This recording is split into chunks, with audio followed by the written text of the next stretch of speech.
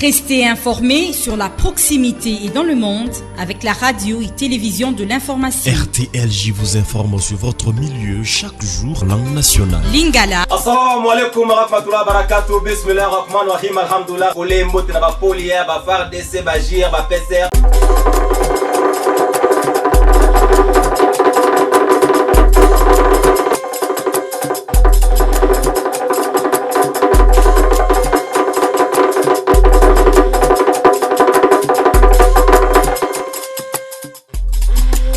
FARDC babebo ko neutraliser 22 rebelles ADF tout ça bon mingi na mopanzia Ituri balobi ete bakotika te pe babotoli bango ba munition tout bazaki na maboko balobi obunda ete mopanzi wana vraiment kimia ekota na kati ya est ya République démocratique du Congo mokolo ya jeudi salongo ebetamaki na impact pesolosi na tout ça bon la quartier Ewabora commune ya Kampemba mingi bande kwa service environnement de basala ki lycée bosana chef ya quartier pour na kosilisa masolo ya salité tope buchafu na mopanzi ya Ewabora insécurité na commune ya Kampemba Bel-Air de na route Kilobelobe plus de 10 maisons ezaki bongo visiter et pas ya ba homme bien armé ka sérieusement soda mora zala ki wana betaki masasi pour na ko éviter te bande ko na ba konde ko sala musala na bango bomo meseno. Assalamu alaikum warahmatullahi wabarakatuh mbote na bino ba murena ba mureza magazine information lingala facile yoka lokole mbote na ba polier ba FARDC ba JIR ba PCR ba commando ba étudier akasa pa bolela RTL Joa chaîne ya Gaya pe magazine information lingala facile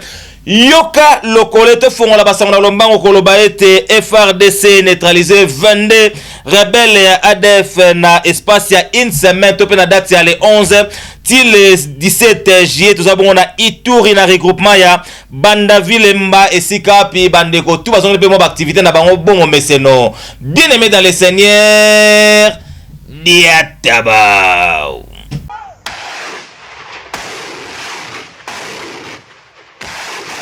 Bandeko babolingo bitumba este nano esilika kate kasi FARDC zali kobunda makasi pona koluka ete bakota kimia na mopanzi ya este ya Congo.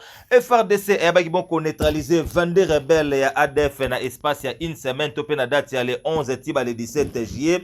Toza bongo na Ituri na regroupement ya Bandaville Mba chefferie de Walesa Vokutu Side Dirumu kasi boye ba ete ba boko récupérer quelques ba armes o ebele zali na maboko ya ADF eza bongo na maboko ya Armée Nabiso FARDC selon porte-parole ya armée. À l'issue de ces opérations, les forces armées ont neutralisé 22 éléments terroristes de ZADF, récupéré ou ont saisi 8 armes de type AK-47 et le matériel de guerre, entre autres un Touraya récupéré dans le bastion de ZADF. Au nom du gouverneur militaire et commandant des opérations, nous appelons la population à la vigilance. Nous appelons la population à aiguiser la collaboration avec les forces de défense et de sécurité. Pour mener à bien ces opérations, la population ne doit pas aller au-delà en profondeur où les forces armées mènent les opérations. Nous appelons la population à rester dans le milieu le plus sécurisé. Cela va nous permettre de mener les opérations pour leur intérêt. Pour le moment, la situation est maîtrisée par les forces armées. Kasi moi retour ya kimia wana esali ete population pe ba bango ozongi na masolo na bango bomo meseno bazongi ba activité na bango ndenge ba besana toujours ko travailler malembe surtout depuis unité à Léopard FARDC komaki kuna population ba pese depuis l'arrivée de l'unité Léopard de FARDC sur place, il s'observe une accalmie dans la région. Nous collaborons sans problème avec l'armée. Na région ya Boga na Djabi FARDC azali ko traquer toujours ba ADF alobi ta otiki la bango tan ata mokete tindenge sécurité ekota na mopanzi wana na zone nyonso mobimba pi ba sengi lisusu collaboration balobi na population ba ba bongo ko collaborer na armée pona ko luka ete kimia ekota na mopanzi ya est wana quelle lecture. Force armée la biso ba bazonga simate parce que calamité unité mse okoya kuna pona ko renforcer sécurité na mopanzi ya est totika bongo dossier est tokoya bongo na lombango na mokolo mingi ya jeudi salongo balobi ete quartier Ewabora ezalaki bongo envahi par ba service ya environnement na bandeko mingi ya quartier wana et puis na mo chef ya quartier Ewabora na commune Kampemba alobaki ete babeta salongo bomo meseno balobaki ete soki ba kuti maison na yo eza na buchafu liboso keba na keba bakotsa bongo bakosaka déjà to pe bakosele yango eloko pe basalaki na mokolo ya jeudi. Bien aimé dans le Seigneur, tubakaniange mbele bandeko babolingo balobi jeudi salongo ebetamaki na impact pezolozi na kati ya ville ya Lubumbashi mingi na commune ya Kampemba tozabona quartier Ewabora na mokolo ya jeudi salongo esalama ekoto yo chef ya quartier alobaki ete ya kosala ngo ye moko pamba te ayebaki bongo kotambola na bandeko ya service ya environnement pona kolandela bandeko tu basala babuti na bango nzinga o babwaka babuchafu kana batranche liboso ya ba maison na bango yango wana bazoki ba mesure o esengeli balobaki ete soki bamoni na buchafu liboso ya maison na yo bakosele pe baselaki ba maison ebele pona kopesa bandeko ebele mwa ndingisa kolakisa bango ete jeudi salongo ezali pa matete pona kosunga ete ville ya Lubumbashi ezala pe toto pe koma propre baloba te po bazwa zero salongo spécial na service environnement ya commune to Kampemba bumeso tashpende buchafu mu quartier na mero yetu de la ville inelipika chini chaque boutique iko na poubelle ya kumbele ile makanivo aina mapoubelle au makarton mona tupa shito azoto shaka ile na katana ile makazi tona kumbele ko buchafu en tout cas tona sele leo bana sele ma boutique ingine en tout cas ile population yote chaque jour il faut kutengeneza kumbela mampamba. Merci beaucoup.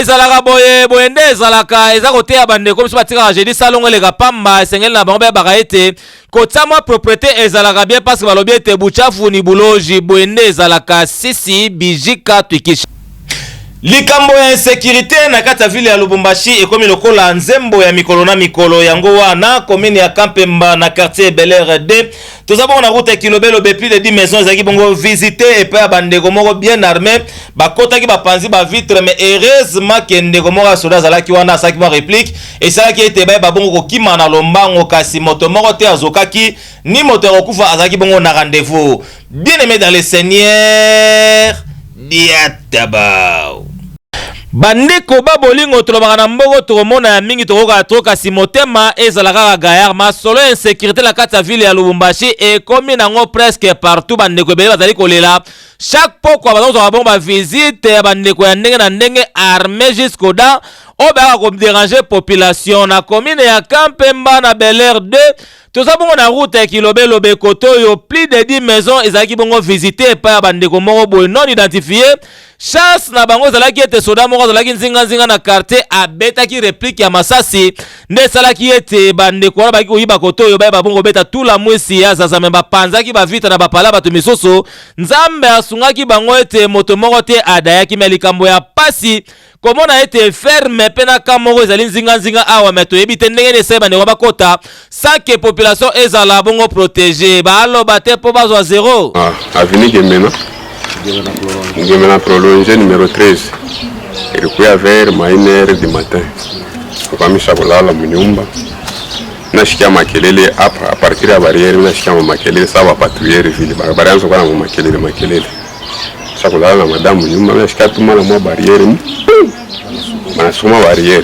le temps mutenkeshe madame napika tena kumlango mala mama nashikia ndai bana tutokela mala mama mnyumba mshambre mula partir ya mshambre banaanza déjà mulete makuta mwana makuta ngapi mulete makuta sasa no hatuna makuta ndio wanaangalia banaanza déjà kufie mabintu balikuwa mingi na mamipanga na muchi balimpiga mbele na muchi huko hiki yote kiko na umma banaingia mshambre wewe na piga mpanga hapa wengine bado nafie banaweka telefoni moja ya Android Samsung na utu tuwili tuloko ndio wananipika huko mpango kabisa madame na yeye anipika na yeye quelque part hapa iko touché mais acha kutoka kaloko toza komituna na commune ya Kampemba burgomestre apesaka ba mituka na ba moto esika nini ekenda bandi kwazali kolela balobi ete ba autorité yango soki babengi bango na ba numero bapesa ikotoyo eza kosone misu baza koyamba misu baza koboya koyamba mais soki bayambi baza koyaka kana retard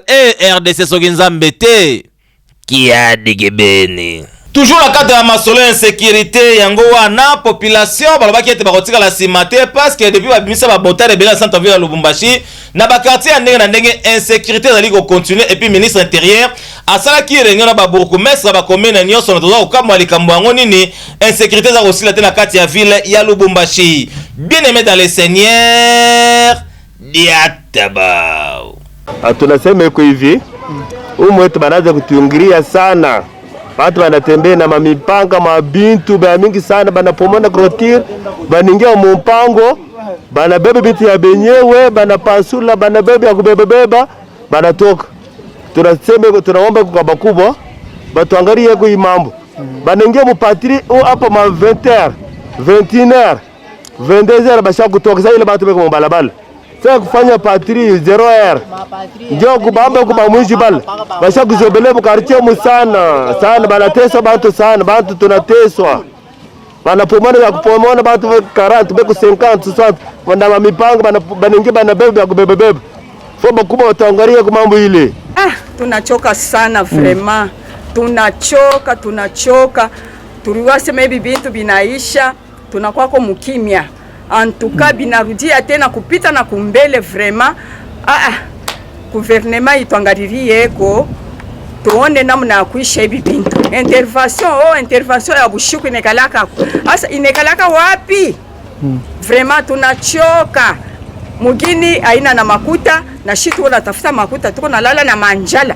Sasa beko na kutafuta biakura kule tuiko. Vraiment mutwangalirie eko. Antuka mushitwache. Muko nasema tukwe mkimoja. Sasa ni umoja waje. Mutusaidie pour l'amour de Dieu. Problème oya insécurité na kosenga na ba autorité ba fongola miso malamu parce que waki décision ebimaki ba lobiete à partir à 22h moi système ya ba bouclage to pe ko ba barrière pour na ko renforcer sécurité mais ti lelo eloko mo za ko sala mate to éviter ba autorité ba za ko zela nini parce que moto déjà epesamaki bandeko babenga banilotique to pe bandeko na biso ba Ethiopia bazali bo sala lycée bo sangani pour na ko luka ba parking esika hotel mituka na ba malamu balingi te baza ko tsaka mingi mituka na bona avenue Niembo na balabala ya leta na moyo ko mona balabala ezali vide ma partie ya pourquoi mituka etondi wana baza ko kima ba dépense ya ba parking. Bien-aimé dans le Seigneur, tubakanyange mbele bandeko babolingo tuzali bongo na avenue Niembo. Avenue oyo ezalaka nango malamu ezali Gayar mais population basali constat moko ekomi lokola constat pito ekomi kopesa bango pasi balobi ete kotoyo okomona a partir ya ba 19h 20h ezali na bandeko moko banilotique to pe ba Ethiopiens baya koto ba parkaka ba track na bona balabala baza kokima dépense ono futaka ba mbongo na kati ba parking alors ba mituka wana ko bataka ngo za mingi ekomi sécurité pour na population ya Niembo baloba te po bazwa zéro. Tunafuata baba chinois beo na makamio abo mu avenue Niembo tunaba expliquer abapende kutosha a partir de déjà de 18h mutaona ile makamio na rudia ya mingi iko na bare balabala inakuwa kiloko isha ku créer accident ifash banangaka place ya mule ndani amona place ma place kwa mingi sana humo muvila Lubumbashi kuma pori huko ile wanaweza kudelocaliser ile kamio yabo mais tunabonesha bapende kushikia tuyo sasa wanapenda kukwe pire tena njo kukwe mamao dome ya kupita njo batashikia njo tunalomba huko ba chef wetu tena bangarie kombe ile mambo ya hii mabarabara ya Niembo. Naonesha population yangu ya quartier wa Bora sipende kuna matraque mubarabara ile n'insiste population de prendre matraque iko pale chini ya bachinois bona parquer mubarabara ile nakatala nataka chef de quartier et puis là-bas on a fait makaro ashi pour safisha ma mioto kwa barabara mina katala kwa matraque iko na ma risque mingi ya causer accident mina katala mina kwanza leo sipende kuna traque mubarabara sinon commune ataba ma disposition ya ile matraque bakomisi balabala ba parking na bango privé pour na kokima ba taxe bafuta na ba parking yo ya bandeko misusu basala yango pe bakomisa yango bandako na bango surtout ke ba mituka na ba traque za na ba mbeto moko na cimenterie to pe na sima wana elalisaka bango pongi kitoko eza kosenga na ba autorité babetaka matour koto na pokwa batala na balabala Niembo oyo ba traque wana ezalaka wana bakokanga bango lokola ba mbinzo sisi.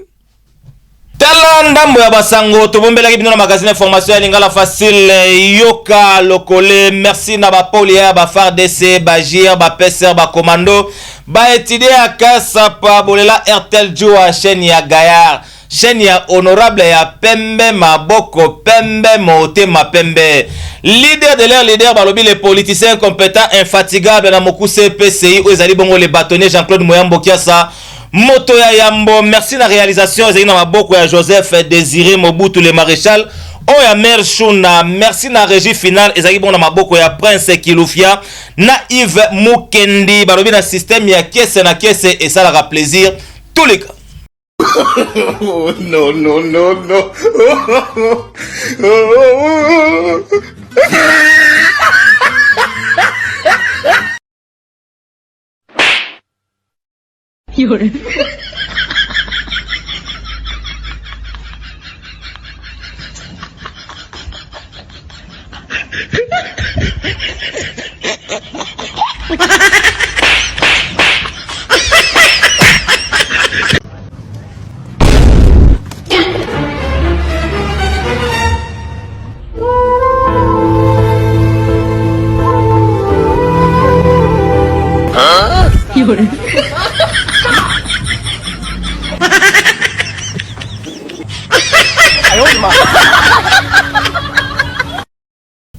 Na ibike bozali ya kosepela po na kese ya lelo mais moi lisese par rapport et ça la bien. Lisese ya lelo eute pa ya président Willy Badichiku FMI mokonzi ya Congo Motor. Président Willy Badichiku alobi boye. Libala et salamate pour na ko corriger ba caractère ya batu. Pour l'autre suki awa, nous sommes bénis, dites Amen.